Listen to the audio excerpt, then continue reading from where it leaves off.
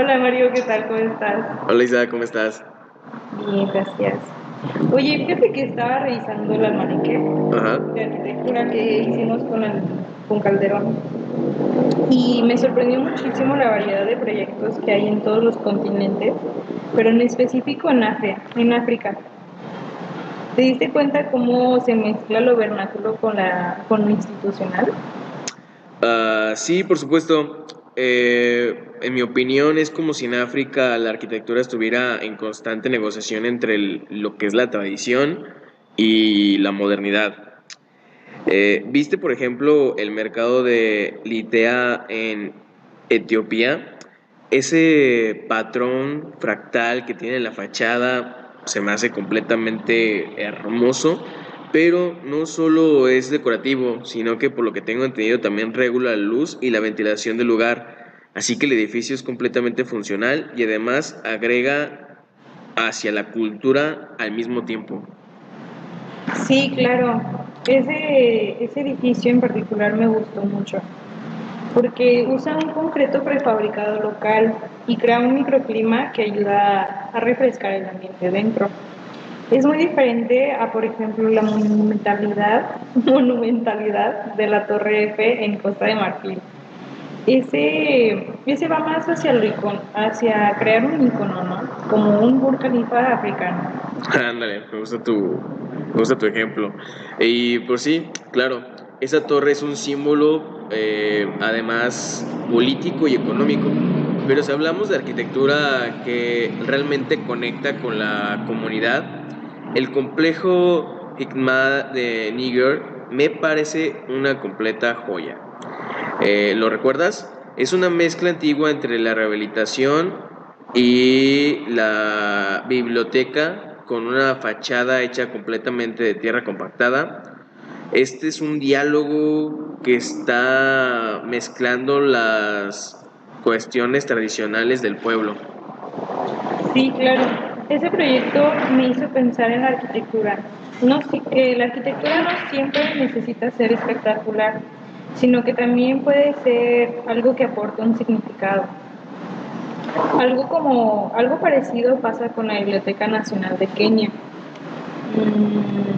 ¿Has visto sus tres volúmenes que son cilíndricos, que son inspirados en tambores africanos? Y no solamente es una forma, sino busca dar una identidad. Sí, por supuesto. Y es que además los materiales son completamente naturales. Mucha ventilación cruzada y una estructura que es casi escultórica, como lo podría ser, un ejemplo, la arquitectura, ¿cómo se llama esta del siglo de los caballeros y así? La arquitectura gótica, ¿no? Ya ves que la estructura precisamente decora también el lugar.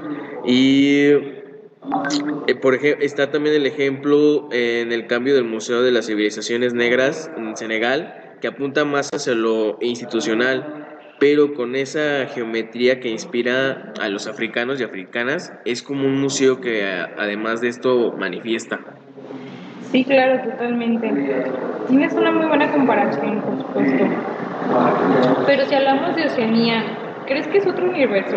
O sea, bueno, para mí a primera vista podría parecer que sigue más un modelo occidental. Pero claro, hay joyas que buscan como reinterpretar el lugar de manera única. Mira, si tienes una oportunidad, mira la UTS que está en Sydney, es de Gary. Para mí es pura de construcción, es casi una escultura de ladrillo.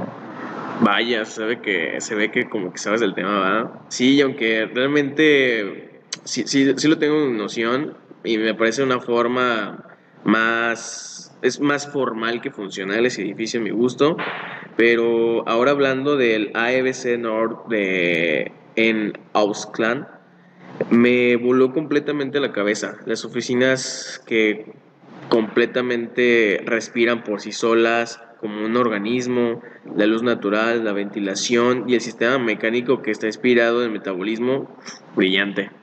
Tienes razón, es muy brillante ese edificio. Y el Centro Cultural Jean Marie en Nueva Caledonia ¿Qué te parece? Ese sí que es poesía arquitectónica, ¿no crees? Renzo Piano reinterpretando las cabañas Canac, pero con materiales modernos. Eso sí logra traducir una cultura en lenguaje arquitectónico sin caer en la imitación superficial. Exacto. Y digamos, si quieres algo un poco más sensorial, como ejemplo está Almona, es que transmite una esencia de este museo que se entierra y que precisamente eso es lo como quiere dar como a entender una cueva y el museo te lleva desde la transición de la oscuridad hacia la luz. Es como una experiencia espiritual, es un ejemplo de arquitectura narrativa. Sí, claro, es el que está en Tasmania, ¿no? Sí, siento que es un... Eso va como muy enfocado hacia experimentar con el paisaje y la forma, ¿no crees? Sí. Y no podemos olvidar Barangoro International Tower en Sydney. Aunque son una zona corporativa, tienen estrategias bioclimáticas muy avanzadas.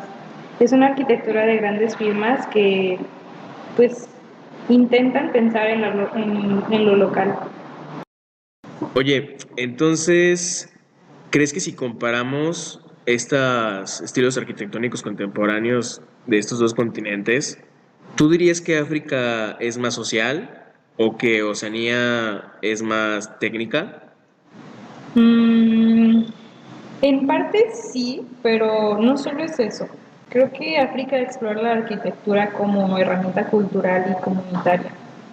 Se enfoca mucho en servir hacia su pueblo y pues enfocar mucho su historia, ¿no crees?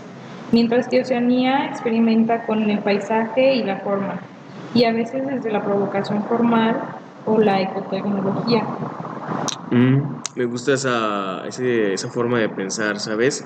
Y es que para mí África construye desde dentro, desde la comunidad, la tierra, su historia. Y más que nada, Oceanía parece que es más desde el diálogo, el entorno natural. Trata de hablar desde el mar, el clima y lo insular. Sí, claro, pero siento yo que ambas nos enseñan que la arquitectura contemporánea no es solo moderna por sus materiales, sino por su capacidad de responder a las realidades que son muy distintas. África responde a lo esencial y Oceanía a lo sensorial. Claro, y son esas cosas que lo vuelven completamente fascinante, que no hay una sola forma de hacer arquitectura contemporánea, sino hay que muchas tantas, como territoriales así como culturales. Sí, por supuesto, estoy de acuerdo. Y bueno, después de todo lo que vimos, ¿crees que África y Oceanía muestran, bueno, creo que África y Oceanía muestran formas muy distintas de entender la arquitectura contemporánea? Sí, pues, justamente como te lo comentaba, para mí África se enfoca muchísimo más en lo social y en lo comunitario, en su identidad cultural, y Oceanía va más hacia lo técnico, lo ambiental o el explorar la forma, ¿no crees? Sí, pero en ambos casos hay una intención clara de responder al contexto, ya sea desde lo vernáculo o desde la innovación, que sucede mucho en Oceanía. No construyen solamente por estética, sino por propósito. Exacto, son respuestas a realidades muy diferentes, completamente hacia los contextos de cada continente, pero igual válidas, ya que África habla desde la memoria y Oceanía desde el entorno. Sí, y siento que justo eso demuestra que la contemporáneo, pues no es solo una cosa, sino que es adaptarse, reinterpretar y conectar con lo que importa en cada lugar. Exacto, y es que al final lo valioso de ambas regiones es que usan la arquitectura como una herramienta para significar y demostrar precisamente su cultura. Sí, justo. Y justo creo que más que estilos, lo que vemos son posturas. Y eso también enriquece la arquitectura. Completamente de acuerdo. Así que esperemos que nuestras conclusiones le agraden, profe. Adiós. Hasta la próxima. Hasta la próxima.